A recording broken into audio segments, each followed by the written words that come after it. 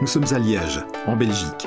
C'est ici que Renowatt s'adresse à des entités publiques qui veulent toutes réaliser des diminutions de consommation d'énergie. Alors pour y parvenir, Renowatt s'est constitué en guichet unique qui s'adresse à des entreprises de services énergétiques et lance des contrats de performance énergétique. Pour tout comprendre, nous allons découvrir pourquoi ces modèles innovants de financement ont vu le jour, quels types de bâtiments sont rénovés et pour quels résultats. Mais nous allons découvrir aussi quelles sont les difficultés rencontrées et comment Renowatt les solutionne.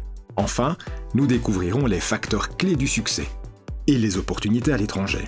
Mais avant tout, comment expliquer ces modèles financiers véritablement innovants?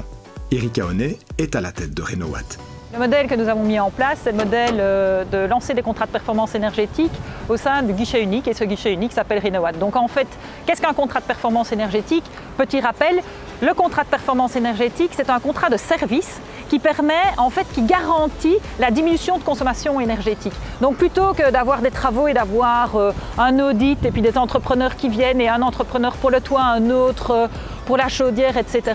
Ici, ce sont des contrats à long terme où des études jusqu'à la maintenance du bâtiment, nous avons à long terme une garantie de la diminution de la performance énergétique. La deuxième chose que nous avons, c'est un guichet unique. Donc le guichet unique, rassemble différentes autorités publiques. Donc jusqu'à présent, nous avons 12 autorités qui ont rejoint Renowatt, que ce soit des communes, mais aussi un hôpital. Et dans ce cadre-là, on fait un pooling de bâtiments et on lance les marchés publics pour compte des autorités publiques. Ça nous permet de pouvoir avoir des petites autorités publiques qui peuvent rejoindre de plus grosses autorités publiques et d'avoir de meilleures conditions dans les marchés, mais aussi de pouvoir intéresser des prestataires grâce à une plus grosse masse de bâtiments. Donc ça, c'est vraiment le pooling de bâtiments. Et pourquoi ces modèles innovants de financement ont vu le jour? On a décidé pour deux raisons. Donc d'abord, le contrat de performance énergétique, comme on l'a dit, c'est que ça permet vraiment d'avoir une garantie de la performance énergétique. Donc ça veut dire que la ville, si elle investit dans les rénovations énergétiques, elle est certaine d'avoir son retour sur investissement. C'est la première chose. La deuxième chose, c'est que aussi en travaillant en contrat de performance énergétique, il y a toute une chose qui est au niveau de la maintenance et on s'assure d'avoir des emplois locaux par rapport à ça. Et pour nous, dans la rénovation énergétique, un des axes qui est très important aussi, c'est le stimulus de l'économie locale. Donc c'est également pour ça que nous avons mis en place ces modèles. La troisième chose, pourquoi a-t-on mis en place un guichet unique? On se rend compte qu'en fait, les autorités publiques sont démunies et se sentent complètement seules par rapport à ce défi de rénovation énergétique. Donc le guichet unique permet aux autorités publiques de les accompagner tout au long de leur processus de réflexion sur la rénovation des bâtiments. Quel type de bâtiments sont rénovés? Donc il faut savoir qu'en province de Liège, la plupart des bâtiments, la majorité du stock sont des bâtiments des années 50 ou 60, mais nous avons aussi des bâtiments qui sont même du début du siècle dernier. Alors les clients que nous avons actuellement au niveau de Renowatt sont les communes, donc ça veut dire que ce sont des bâtiments communaux. Donc on peut avoir des écoles, on peut avoir des bâtiments sportifs tels que des piscines ou des centres sportifs, ou des halls techniques, des bâtiments administratifs, etc. On a aussi actuellement un hôpital que nous accompagnons pour lancer son contrat de performance énergétique. Dans le futur, nous voulons aussi accompagner des maisons de repos et des logements sociaux. Pour quels résultats? Donc les résultats du projet, il faut savoir que nous avons commencé le projet il y a maintenant 24 mois. On a lancé tous les marchés et nous sommes en pleine négociation. Alors, qu'avons-nous? On peut déjà dire que nous allons rénover 150 bâtiments. Donc les communes se sont engagées pour rénover 150 bâtiments pour un minimum de 50 millions d'euros avec plus de 34% d'économie d'énergie. Et quelque chose où nous sommes très fiers, c'est que dans toutes les rénovations énergétiques, plus de 64% est dédié à l'isolation. Et pour nous, la meilleure énergie est celle que nous ne consommons pas. Donc c'est très important de travailler aussi bien sur les systèmes, mais surtout aussi sur l'isolation. Quelles sont les difficultés rencontrées et comment Renowatt les solutionne? Le premier problème, je dirais, c'est le contrat de performance énergétique et c'est de faire comprendre aux communes ce qu'est un contrat de performance énergétique. Le contrat de performance énergétique est innovant. Encore une fois, c'est un contrat de service, pas un contrat de travaux. Les communes ne peuvent pas décider elles-mêmes ce qu'elles mettent en place. Donc, en fait, elles décident ce qu'elles veulent, quel est le résultat qu'elles veulent, mais elles ne décident pas le type de chaudière qu'elles veulent, la matière qu'elles veulent pour l'isolation, etc. Donc tout ça, ce sont des choses où c'est compliqué de le faire comprendre aux communes. Donc ça, c'est, je vais dire, un des premiers points qui était complexe. La deuxième chose, c'était la question du financement. Au départ, nous avons mis aussi en place les contrats de performance énergétique parce que nous pensions que les contrats de performance énergétique étaient déconsolidés par rapport à la dette. Donc ça veut dire qu'ils ne rentraient pas dans ces fameuses trajectoires de dette dont on parle beaucoup avec Eurostat. Mais après différentes études, on s'est rendu compte que, quoi qu'on fasse, un contrat de performance énergétique était consolidé dans la dette. Il y a 3 conditions pour ne pas que ce soit consolidé. La première condition, c'est que d'une part, il faut que le privé augmente plus de 100% la valeur initiale du bâtiment. Donc si mon bâtiment vaut 100, il faut que le privé fasse plus de 100 € de rénovation énergétique pour que mon bâtiment, à la fin, vaille plus de 200. Ce n'est pas possible en cas de rénovation énergétique. La deuxième chose, c'est d'avoir des biens qui sont complètement démobilisables, tels que des chaudières, etc. et que la durée de vie de la chaudière soit supérieure à la durée de vie du contrat. Mais nous voulons faire des contrats qui sont beaucoup plus globaux aussi sur l'isolation, donc ça ne fonctionnait pas.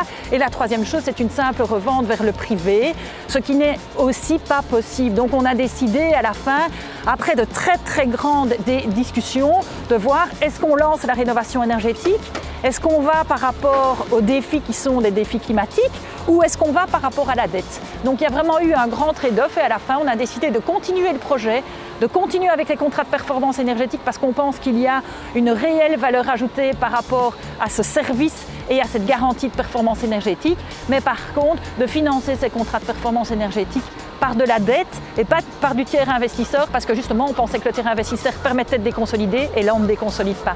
C'était une des plus grosses pierres d'achoppement du projet. Focus à présent sur les facteurs clés du succès. Donc nous avons 3 clés du succès. La première clé du succès, c'est la communication. Communication, communication, communication. Les autorités publiques n'ont pas l'habitude des contrats de performance énergétique. En Wallonie, c'est tout à fait innovant. Et donc, dans ce cadre-là, ce n'est pas facile. Pour eux, il faut non-stop devoir les réconforter, leur expliquer le processus, la procédure des marchés publics, etc. Ça, c'est la première clé du succès. La deuxième clé du succès, c'est d'avoir à bord, dès le départ, les politiques. Il faut savoir que par exemple dans cette question de financement, nous avons dû travailler énormément avec les cabinets ministériels pour prendre cette décision. Ce projet n'aurait pas été possible sans ce support politique et que ce soit un support politique, que ce soit au niveau régional, au niveau de la Wallonie, mais que ce soit aussi au niveau local, des bourgmestres ou des maires qui sont derrière le projet parce que ça demande du temps de décision au niveau des communes. Et donc la troisième clé du succès, c'est les subsides européens. Je pense que nous avons bénéficié d'un subside du European Energy Efficiency Fund et dans le cadre de ce subside, ça a permis en fait de préparer et de diminuer le coût de préparation de tous ces dossiers. Et également le subside que nous avons avec City Invest permet de promouvoir ce type de projet et permet aussi de pouvoir aider d'autres autorités publiques à lancer ce type de projet-là. Donc le support européen pour la préparation des contrats de performance énergétique qui est quelque chose de très cher et quelque chose de capital. Enfin, peut-on répliquer le modèle à l'étranger et singulièrement en France ? Donc dans le cadre de City Invest, qui est un projet subventionné par Horizon 2020, nous travaillons déjà avec des régions en Bulgarie et en Espagne pour les aider à répliquer le modèle. En France, donc déjà la France fait énormément de contrats de performance énergétique, mais une chose donc comme la ville de Paris, etc. Et nous travaillons beaucoup d'ailleurs en collaboration avec la ville de Paris pour justement voir ce qu'ils ont appris sur les contrats de performance énergétique sur les écoles. Mais une des choses que la France pourrait faire, c'est justement ce pooling de bâtiments, mettre en place une centrale de marché pour faire le pooling des bâtiments pour que des plus petites autorités puissent bénéficier aussi et que ce ne soit pas que des grosses villes telles que Paris ou Nantes ou Nîmes qui puissent mettre en place ces contrats de performance énergétique. Mais oui, pour répondre à votre question, ce modèle est tout à fait réplicable. Et pour conclure, le projet s'inscrit dans le cadre du redéploiement économique de Liège. Voyons pourquoi. Nous avons lancé ce projet-là parce que nous sommes un organe de redéploiement économique et il faut savoir que la rénovation énergétique est un réel vecteur d'emploi. Donc d'après l'Union européenne, 1 million investi dans la rénovation énergétique peut donner lieu à 17 emplois. Donc en région wallonne, 30 milliards d'euros doivent être réalisés en rénovation énergétique. Donc si on ne faisait même qu'1 milliard d'euros par an, ça veut dire qu'il y a une mobilisation possible de 17 000 emplois. Donc on pense qu'il y a un réel vecteur d'emploi. En outre, au niveau des autorités publiques et même au niveau énergétique en général, il faut savoir que 93% de l'énergie en Wallonie est de l'énergie importée. Ça veut dire que c'est de l'énergie qui sort du PIB. Donc pour les autorités publiques, outre le fait de montrer l'exemple, dans la rénovation énergétique, outre le fait de diminuer le CO2, son empreinte de CO2 par ses bâtiments. Pour terminer, ce qu'elle fait, c'est qu'en investissant dans la rénovation énergétique, elle shift en fait ses dépenses et elle investit et elle remet 93% de ses dépenses dans le PIB. Donc plutôt que de dépenser au niveau énergétique et que cet argent parte au niveau de l'export et qu'il ne soit pas chez nous, on le réinvestit dans le tissu local et pour nous c'est primordial et nos cahiers des charges sont d'ailleurs faits pour promouvoir l'économie locale. Renowatt a un guichet unique hébergé au Gré-Liège, groupe de redéploiement économique. Une association qui mène des projets d'envergure comme Renowatt pour créer les emplois de demain.